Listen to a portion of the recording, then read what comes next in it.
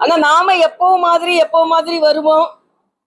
கோவைனா என்ன நகரம், திருப்பூர்னா என்ன நகரம் நமக்கு தெரியும். சில பேர் புதுசா வந்து மஞ்சள் நகரம் இது அப்படின்னு அப்பப்போ வந்து கண்டுபிடிக்கிற நிலைமையில தமிழக அரசியல் இருக்குது. அதனால இன்னைக்கு பாஜக அதிமுக கூட்டணி வலுவாக இருக்கிறது. இந்த தேர்தலை மிக வலுவாகவே நாங்கள் சந்திப்போம். ஏனென்றால் ஒன்று, மக்கள் மாற்றத்தை விரும்புகிறார்கள். இன்னைக்கு பாத்தீங்கன்னா கேளம்பாக்கம் பஸ் நிலையத்துல போராடிய செவிலியர்களை மிக மிக துன்புறுத்தி இருக்கிறார்கள். அதே மாதிரி துப்புரவு தொழிலாளர்கள் அப்புறப்படுத்தப்பட்டு கொண்டிருக்கிறார்கள். இந்த அரசாங்கத்துல யாரோடு குரலும் ஒலிக்க கூடாது என்று மிக தீவிரமாக மோசமாக ஜனநாயகத்தின் குரல் வலை நெரிக்கப்பட்டிருக்கிறது. எல்லாவற்றிற்கும் மேலாக மனவேதனை. திருப்பரங்குன்றத்தில் தீபம் ஏற்ற வேண்டும் என்ற கோரிக்கையை வைத்து தன்னோட உயிரை அந்த எந்த தீபம் ஏற்ற வேண்டும் என்று நினைத்தாரோ அந்த தீபத்திற்கான தீயை தன் உடலில் வைத்து பூர்ண சந்திரன் என்ற தம்பி உயிரை இழந்திருக்கிறார். இதற்கு ஸ்டாலின் அரசு பதில் சொல்லியே ஆக வேண்டும்.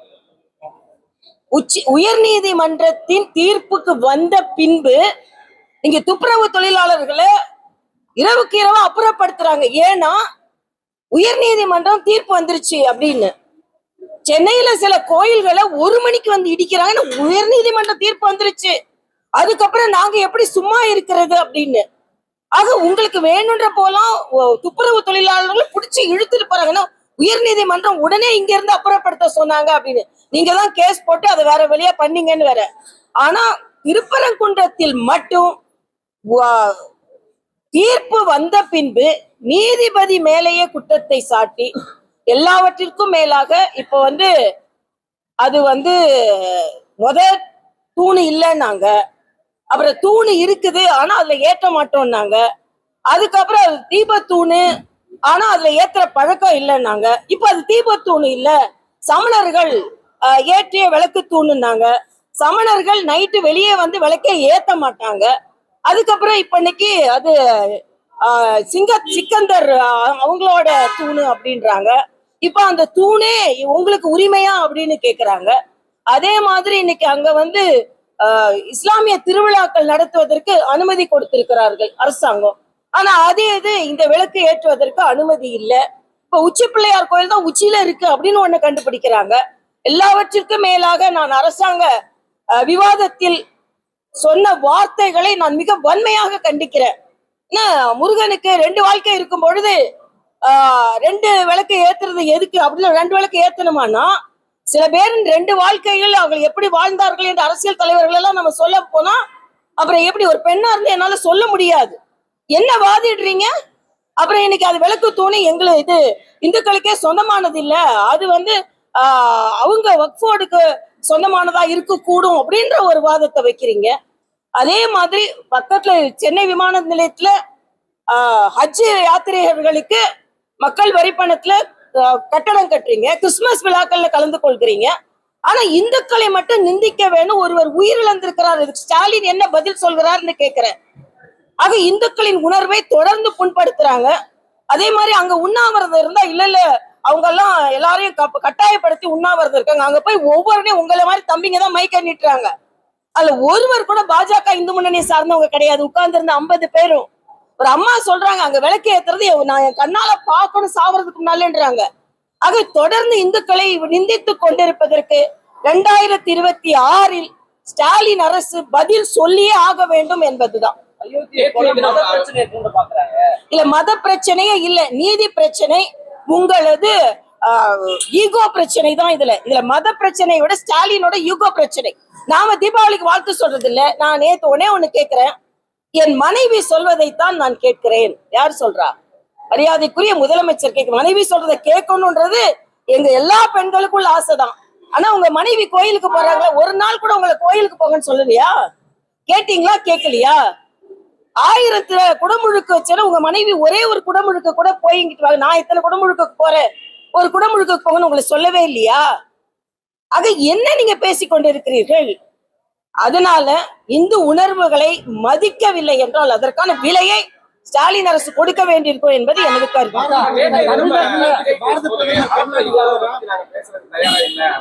யாரும் சொல்றான்னு தெரியல, அவரை சொல்றாரு என்னமோ. களத்துல யாருல அவர் தான் இல்ல, திடீர்னு களத்துக்கு வர்றாரு, திடீர்னு களத்துக்கு வரல.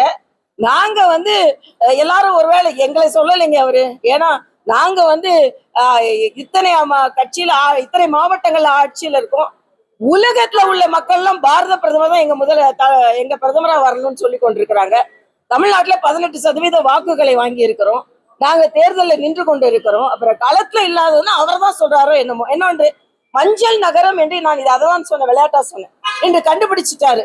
அது கருப்பு பெரியார் மஞ்சள் நகரம்னு. அந்த மஞ்சளுக்கு தனி வாரியம் போர்டு அமைச்சிருக்கிறாங்க பாரதிய ஜனதா கட்சி. இது என்னைக்கா நீங்க யூபி அரசாங்கத்துல நினைச்சு பாத்தீங்களா? இன்னைக்கு மஞ்சள் நகரத்துல உள்ள மஞ்சள் விவசாயிகள் அத்தனை பேரும் ஒருவர் விடாமல் பாஜகவில் ஓட்டு போட வேண்டும். ஏன்னா அங்க தெலுங்கானால உள்ள ஒரு எம்பி கேட்டாருன்றதுக்காக மஞ்சள் போர்டு வாரியம் அமைக்கப்பட்டிருக்கிறது. எந்த ஆட்சி செய்தாங்கங்க? அதனால இன்னைக்கு நீங்க பேசிக்கொண்டே போகலாம். அந்த மஞ்சள் மாநகரத்துல நின்று கொண்டு யாரையும் எங்களை விமர்சனம் செய்ய முடியாது. 10 வயசுல நடிச்சுக்கிட்டு இருக்கும் போதே உங்களுக்கு தமிழக மக்கள் மீது அவ்வளவு இணைப்பு இருந்ததுன்னா, நாங்க 25-50 வருஷமா அரசியல் இருக்கவங்களுக்கு எவ்வளவு இணைப்பு இருக்கும்? திரைப்படத்துல இணைப்பு இருந்தா நீங்க டிக்கெட் வாங்கிட்டு இணைப்பை ஏற்படுத்தினீங்க. நாங்க டிக்கெட் வாங்கிட்டு இல்ல, டிக்கெட் வாங்கி நின்னுதான் உங்களை இணைப்பை ஜெயிக்க வைக்கிறீங்களோ தோக்க வைக்கிறீங்களோ இல்ல. அவருடைய தொடர்ந்து திமுகவுக்கும் தாவேகாவுக்கும் மட்டும்தான் போட்டி என்ற ஒரு கருத்தை வந்து அவருடைய அதாவது அவரோட திமுக எதிர்ப்பை நான் வரவேற்கிறேன். நிச்சயமா திமுக எதிர்க்கப்பட வேண்டிய கட்சி. ஆனா திமுகவிற்கும் தாவேகாவிற்கும் எதை வைத்து சொல்கிறார்னு சொல்றேன். திமுக கூட்டணிக்கும் அதிமுக பாஜக கூட்டணிக்கும் தாங்க போட்டி, அரசியல் போட்டி. இதோட சினிமா இல்ல. யார் நீ டைரக்டரா நான் டைரக்டரா, 100 நாள் நீ ஓடுறியா நான் ஓடுறியான்னு கிடையாது. ஆக 10 வயசுல இருந்து சினிமால நடிக்கிற உங்களுக்கே இணைப்பு இருக்கும் பொழுது, தொடர்ந்து அரசியல் களத்துல இருக்கிறவங்களுக்கு எவ்வளவு இணைப்பு இருக்கும், மக்களோட இணைப்பு இருக்கும். அதனால இன்னைக்கு பேசுறது எல்லாமே மத்திய பாரதிய ஜனதா கட்சி மக்களுக்கு செய்து கொண்டிருக்கிறது. அதாவது பெயர் மாற்றம் 2005 ஏற்படுத்தினது, பெயரே 2009 தான் வச்சாங்க. அப்ப வைக்கும் போது உங்களுக்கு நினைவில்லை. மறுபடியும் நான் சொல்றேன், சென்னையில ராஜீவ்காந்தி ஏர்போர்ட், தெலுங்கானால ராஜீவ்காந்தி ஏர்போர்ட். இதுவரைக்கும் திராவிட முன்னேற்ற கழகம் எத்தனை திட்டங்களுக்கு காந்தி பேர் வச்சீங்க? இல்ல சென்னை இவர் திருச்சி சிவா போய் சொல்றாரு, கஸ்தூரிபா காந்தி ஹாஸ்பிட்டலுக்கு பெயர் வச்சாங்களா? யார் வச்சா? அறிவாலயத்துல தேசிய கொடியை இவங்க ஏத்துனது இல்லைங்க. கொஞ்ச காலத்துக்கு முன்னாள் வரைக்கும் தனி தமிழ்நாடு வேணும்னு கேட்டவங்க இவங்க. என்ன தேசியத்தை பத்தி பேசுவாங்க? மகாத்மா காந்தி நீங்க கொண்டாடி இருந்தீங்கன்னா பரவாயில்ல, மகாத்மா காந்தி நீங்க கொண்டாடவே இல்லை. ஆனா நீங்க பெயர் எடுத்துட்டாங்களாம். பெயர்ல எல்லாம் இருக்கு. இன்னைக்கு 125 நாள் அது ஆக்கப்பட்டு இருக்கு, கேரண்டி கொடுக்கப்பட்டு இருக்கிறது. நான் கேட்கிறேன், சாமானிய மக்களுக்கு ஏற்கனவே உங்களுக்கு அதிகமாக நிதி வருகிறது, சாமானிய மக்களுக்கு நீங்க மாநில அரசு நிதி கொடுக்க மாட்டேன்னு எப்படி சொல்ல முடியும்? அதனால இது அப்பட்டமாக சாமானிய மக்களை ஏமாற்றும் வேலை. இன்னொன்று, இந்த மகாத்மா காந்தினாலே ஊழலற்றவர். ஆனா தமிழ்நாட்டுலதான் மகாத்மா காந்தி வேலை வாய்ப்பு திட்டத்துல அதிகமாக ஊழல் செய்த மாநிலத்துல தமிழ்நாடும் ஒண்ணு. ஒருவேளை அதுக்காகவே எங்க மகாத்மா காந்தி பேரை வைக்க கூடாதுன்னு நினைச்சிருக்கலாம், மாநிலங்கள் இப்படி செய்யறாங்களேன்றதுக்காக. அதனால மகாத்மா காந்தி பேரை வச்சா அவரை மனதுல வச்சிருக்கிறோம். காதியை ப்ரமோட் பண்ணிருக்கிறாங்க மரியாதைக்குரிய பாரத பிரதமர், சுதேசியை ப்ரமோட் பண்ணிருக்கிறாரு, ஸ்வச் பாரத்தை ப்ரமோட் பண்ணிருக்கிறாரு. பிரதமர் முதல் கூட்டத்துல என்ன தெரியுமா பேசினாரு? காந்தி என்ன சொன்னார் என்றால், உங்களுக்கு சுத்தமான இந்தியா வேணுமா சுதந்திரமான இந்தியா வேணுமான்னு கேட்டா சுத்தமான இந்தியா தான் வேணும்னு காந்தி சொன்னார்னு சொல்லிதான் ஸ்வச் பாரத்தை அவர் ஆரம்பிச்சாரு. ஆக ஒரு திட்டம் நீங்க காந்தி பேரை சொல்லி, நான் சோனியா காந்தியை சொல்லல, இந்திரா காந்தியை சொல்லல, மகாத்மா காந்தின்ற பேரே நீங்க திருடி வச்சிட்டு இருக்கீங்க. ஓட்சோரின்ற பேரே நீங்க சோரி தானே. நீங்க வச்சுக்கிற காந்தி பேரு யார் காந்திங்க? மக்கள் எல்லாம் மகாத்மா காந்தியை கொண்டாடிக்கிட்டு இருக்காங்க, பெரோஸ் காந்தியை மறந்துட்டாங்க. காந்தி காந்தி காந்தின்னு சேர்த்து. ஆக காந்திக்கும் உங்களுக்கும் சம்பந்தமே இல்லைங்க. மாநிலங்கள்ல ரொம்ப சிரமத்துல இருந்த சமயத்துல 100 நாள் வேலை வாய்ப்பு பாதிப்பை வந்து மாநில அரசு ஏற்றுக்கொள்வது ஏற்க முடியாதுன்றதுதான் ஒவ்வொரு மாநிலத்துடைய. அதாவது மத்திய அரசு ஒரு திட்டத்தை சொன்னுச்சுன்னா உடனே அது வந்து திட்டம் இல்லாம சொல்ல மாட்டாங்க, நிச்சயமா சொல்லுவாங்க. திட்டமிட்டு அது எதிர் மாதிரி ஏற்படுத்த முடியுன்றதுதான். அதனால நீங்க சாமானிய மக்களுக்கு எங்களால கொடுக்க முடியாதுன்னு சொல்லுங்க, அப்புறம் பார்க்கலாம். எல்லா கதையும் சொல்றீங்கல்ல. நாகரிகத்தை அழிச்சு சிந்து சமவெளி நாகரிகம் அதை வந்து மறைச்சு இன்னைக்கு வந்து சரஸ்வதி நாகரிகம் புதுசா ஒண்ணு கொண்டு வராங்க. ஆளுநர் வந்து நிகழ்ச்சியில கூட இன்னைக்கு கலந்துக்கிறாங்க. யாரும் அர்ப்பணம் பண்றா? முற்போக்கு இயக்கங்கள் முத பேரையே மாத்த சொல்லுங்க. அவங்க பிற்போக்கு இயக்கங்கள். என்ன முற்போக்கு இயக்கங்கள்? முன்னால இருக்கிற அரசியல் சரித்திரத்தை மறைக்கிறது முற்போக்கு இயக்கமா? நீங்க பேர் வச்சுக்கிட்டா போதுமா? அதனால இன்னைக்கு சரித்திரத்துல இருக்கு, அந்த சரித்திரத்துல இல்லைன்னு சொல்லுங்க. ஆக உங்களுக்கு சரஸ்வதி, லட்சுமி, சக்தின்னு பேர் வந்தாலே உடனே பதறி போயிடுவாங்க இவங்க. அதிமுக முன்னாள் அமைச்சர்கள் காவிரியில உள்ள தண்ணியை வாங்க பாருங்க சொல்லுங்க. சரஸ்வதியை பத்தி பேசுறதுக்கு முன்னாடி குடியரசுத் தலைவர் போய் பார்த்திருக்காங்க. யாரு?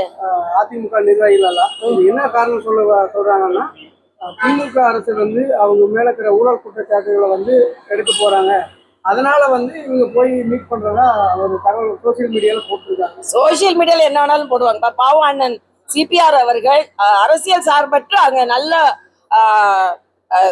சேர்மன் ஆஃப் ராஜ்யசபா மிக அழகாக நடத்தி கொண்டிருக்கிறார். அவரை போய் அரசியலுக்குள்ள இருக்காது. என்ன பிரச்சனை வந்தாலும் அதிமுக உடனே பாஜக தொடர்புடைய ஆட்களை போய் பார்க்கறத வாடிக்கையா இருக்குது. பிரச்சனையே இல்லைங்களே. போய் பார்த்தா நட்புன்னு பேசுவீங்களா, பிரச்சனைன்னு பேசுவீங்களா?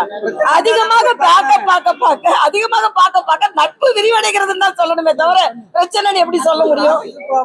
போய் உங்க கட்சி யாரு பாக்குறாங்க, அலுவலகத்தை பார்க்க போறேன்னு சொல்லிட்டு உங்க கட்சி யாரு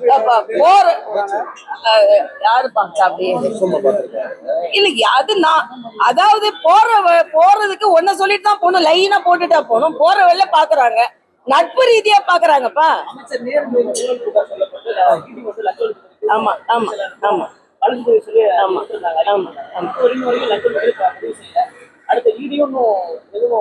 இல்ல அவங்க மாட்டினதுதான். அதுக்குன்னு ப்ரொசீஜர் நடந்துகிட்டு இருக்கு, அவ்வளவுதான். இவங்க நினைச்சிட்டு இருக்காங்க ஒருவேளை நம்மளை விட்டுருவாங்க. யாரையும் விட போறது இல்லை. யாரெல்லாம் ஊழல் செஞ்சாங்களோ எல்லாரும் உள்ளதான் போறாங்க.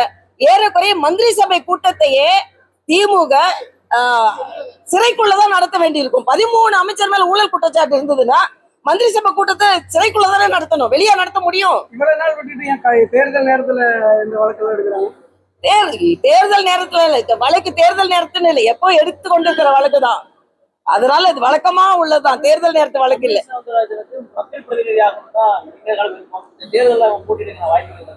அது எனக்கு எப்பவுமே சொல்ற மாதிரி ஆண்டவனும் ஆண்டு கொண்டு இருப்பவரும் என்ன சொல்றாங்களோ அதுதான்.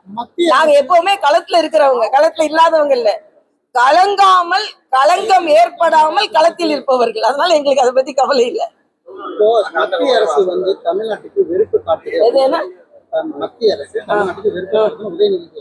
இப்ப அந்த உதயநிதிக்கு எதுவும் புரியுதா புரியலையான்னு எனக்கு தெரியலப்பா. எழுதி கொடுக்கறவங்க இப்ப கொஞ்சம் எதுகை மோனையோட எழுதி கொடுக்குறாங்க, அது வேற விஷயம். உதயநிதிக்கு நான் கேட்கிறேன், 11 லட்சம் கோடி மத்திய அரசுல இருந்து தமிழ்நாட்டுக்கு வந்திருக்குன்னு தெரியுமா தெரியாதா? கோவை விமான நிலையம், சென்னை விமான நிலையம், திருச்சி விமான நிலையம், தூத்துக்குடி விமான நிலையம் விரிவாக்கம் நடந்துதா இல்லையா? யூபி அரசாங்கத்துல அவர் பாவம் 20 வயசு 25 வயசுல அவருக்கு தெரிஞ்சுதா தெரியுமா? யூபி அரசாங்கத்துல எத்தனை விமான நிலையங்கள் விரிவாக்கப்பட்டது, எத்தனை துறைமுகங்கள் விரிவாக்கப்பட்டது, எத்தனை சாலைகள் விரிவாக்கப்பட்டது, வந்தே பாரத் ட்ரெயின் எத்தனை விட்டாங்க? நீங்க யூபி, எனக்கு நேத்து கூட எனக்கு ஒண்ணு ஆச்சரியம். நான் ஹிந்திக்கு நாங்களும் ஆதரவு கிடையாது. நான் என்ன போட்டு ஹிந்தி இசைன்னு என்ன வேணா எழுதிப்போ, என் உயிர்லயும் இருக்கு, பெயர்லயும் இருக்கு தமிழ். உங்களை மாதிரி இல்ல. நேத்து கனிமொழின்றவங்க ஆராம்சே அப்படின்றாங்க, பேசிக்கிட்டே இருந்தவங்க தமிழ்ல இந்திய தொலைக்காட்சியில். அப்ப திமுக காரங்க எல்லாருமே ரகசியமா ஹிந்தி படிக்கிறாங்க. எப்படி ரகசியமா சாமி கும்பிடுறாங்களோ அதே மாதிரி ரகசியமா ஹிந்தியும் பேசுறாங்க, ஹிந்தியும் படிக்கிறாங்க. நாங்க அப்படி கிடையாது. தெரிஞ்சா சொல்ல போறோம், தெரியலன்னா நான் சொல்ல போறேன். ஆக இன்னைக்கு எல்லாத்தையும் எங்களை பார்த்து நீங்க குத்தி குத்தி குத்தி நீங்க திணிக்கிறீங்கன்னு சொல்றீங்க. ஆனா நான் மறுபடியும் சொல்றேன், இன்னைக்கு காலகட்டத்துல பாரதிய ஜனதா கட்சி தான், மரியாதைக்குரிய பாரத பிரதமர் தான் காசி தமிழ் சங்கம் பேசினாரு, திருக்குறளை பேசுறாரு, பாரதிய பாராளுமன்றத்துல பேசுறாரு, வ.உ. சிதம்பரத்தை பாராளுமன்றத்துல பேசுறாரு. நீங்க சொல்றீங்கல்ல இந்தி வார்த்தை, எனக்கு உங்க வார்த்தை பாராளுமன்ற நம்ம சபாநாயகரை பத்தி திமுக பாராளுமன்ற உறுப்பினர் சொல்றாரு, எங்க பேரை உங்க வாயில எப்படி நுழையலையோ அதே மாதிரி திட்டத்தோட ஹிந்தி பேரு எங்களுக்கு நுழையல. 20 வருஷமா என்னங்க செஞ்சுட்டு இருந்தீங்க? 20 வருஷமா ஹிந்தி பேரை மாத்திருக்க வேண்டியது தானே? ஏன் மாத்தல? ஸ்டாலின் அப்ப என்ன தூங்க போயிட்டாரா? அம்னீசியா வந்துதா? நான் கேக்குறேன், 20 வருஷமா மத்தியில ஆட்சியில இருக்கும்போது ஏன் இதெல்லாம் மாத்தல? மாத்திருக்க வேண்டியது தானே? நான் புதுச்சேரியில இருக்கும்போது எல்லாத்துக்கும் தமிழ் பேர் வச்சேங்க. தமிழ் பேர் வைப்போம். அதனால இன்னைக்கு எல்லாத்தையும் பாரதிய ஜனதா கட்சியை குத்திட்டு இருக்க முடியாது. பாரத பிரதமர் சிறப்பாக செயலாற்றி கொண்டிருக்கிறார். தமிழ்நாட்டுல அது எதிரொலிக்கும். நிச்சயமா 2026 தேசிய ஜனநாயக கூட்டணி வெற்றி பெறும். கருணாநிதி பெயர் வைக்கணும்னு சொல்லி வலியுறுத்திருக்காங்க முதல்வர். கோவை விமான நிலையத்துக்கு முன்னாள் முதல்வர் கருணாநிதி பெயர் வைக்கணும்னு சொல்லி சரி வலியுறுத்தி. சரி சரி சரி. அப்புறம் மகாத்மா காந்தி பேருக்கு எதுக்கு எதிர்த்து போராடுறாங்க? மகாத்மா காந்தி பேருக்கு சொல்லி ஏன் சொல்லல? அப்புறம் வேலை வாய்ப்பு திட்டத்துக்கு ஏன் சொன்னீங்க? கருணாநிதி பேர் எல்லாத்துலயும் வச்சாச்சு. பாடத்துல வச்சாச்சு, அரிசிக்கு வச்சாச்சு, லைப்ரரிக்கு வச்சாச்சு, பஸ் ஸ்டாண்டுக்கு வச்சாச்சு, சைக்கிள் ஸ்டாண்டுக்கு வச்சாச்சு, எல்லா ஸ்டாண்டுக்கும் வச்சாச்சு. அதுக்கப்புறம் என்ன திருப்பி? அல்ல அவர் மாத்திரம் தான் முதலமைச்சரா இருந்தாரா? அவர் பேர் வைக்கணும். அப்புறம் காமராஜர்ல ஆரம்பிச்சு, பக்தவச்சலத்துல இருந்து ஆரம்பிச்சு, புரட்சி தலைவர் எம்ஜிஆர் இருந்து ஆரம்பிச்சு, புரட்சி தலைவி வரைக்கும் எல்லார் பேரையும் தான் கேட்கணும். சுதந்திர போராட்ட வீரர் இது. இந்த அரசாங்கத்துல நான் எதுவுமே எதிர்பார்க்க முடியாது. ஏன்னா அன்பழகன் பேரை பாலத்துல வச்சாங்க, அதுக்கு எதிர்ப்பு தெரிவிச்ச உடனே வேலு நாச்சியார் பேரை வச்சாச்சு. இதெல்லாம் ஒரு டிராமா அரசுங்க. தீய சக்திகளை ஒழிப்பதற்காகவே இயேசு பிறந்தார், சிறுபான்மை மக்களின் பாதுகாவலராக அதிமுக எடப்பாடி சொன்னது கரெக்ட் தானே? தீய சக்தி திமுகன்றதுல எந்த மாற்று கருத்தும் இல்ல. இன்னைக்கு அது வலுவாக அது விஜய் கூட அதை சொல்ல வேண்டிய கட்டாயத்துக்கு வந்துருச்சு. தீய சக்தி திமுகன்றது சரித்திரத்தில் எழுதப்பட்ட வார்த்தைகள். அதனால நாங்க ஒண்ணும் எந்த சிறுபான்மையினருக்கு எதிராக இல்ல. கூட்டணி கட்சி தலைவர் சிறுபான்மை நிகழ்ச்சிக்கு போறதுக்கு நாங்க ஒண்ணும் எதிரி கிடையாது. நாங்களே நடத்துறோமே. ஏதோ ஜான்சன் இவர் நடத்துறாரு, நான் போறேன். ஜான்சன் எங்க கிட்ட இருக்கிறாரு. என்ன நான்சென்ஸ் நீங்க பேசுறீங்க? அவ்வளவுதான். உதயநிதி ஒரு நிகழ்ச்சியில கிறிஸ்தவர்களுக்கு ஆதரவான கருத்துக்களை பேசும்போது பாஜக கடுமையான ஒரு அதைத்தான் சொல்றேன். கிறிஸ்தவத்துக்கு ஆதரவா பேசுறேன், இந்துக்களுக்கு எதிராக பேசினா எங்களுக்கு கோவம் வருமா இல்லையா? நான் கிறிஸ்தவத்துக்கு ஆதரவா பேசுவேன், இஸ்லாமுக்கு ஆதரவா பேசுவேன், இந்துக்களுக்கு ஆதரவா பேசுவேன். ஆனா நீ சனாதனத்தை ஒழிப்பேன்னு பேசும்போது நான் பைபிளை எடுத்துவேன். நான் ஒரு கிறிஸ்தவன்னு சொல்லிட்டு இந்து மதத்தை ஒழிப்பேன்னு சொல்றதா நாங்க எதிர்க்கிறோம். நாங்க பைபிளை பாராட்டுறத நாங்க எதிர்க்கல. பைபிளை பாராட்டிட்டு நீ பகவத்கீதையை எதிர்க்கிறதா நாங்க எதிர்க்கிறோம். இதுதான் நீ தெளிவா இருக்கிறோம்.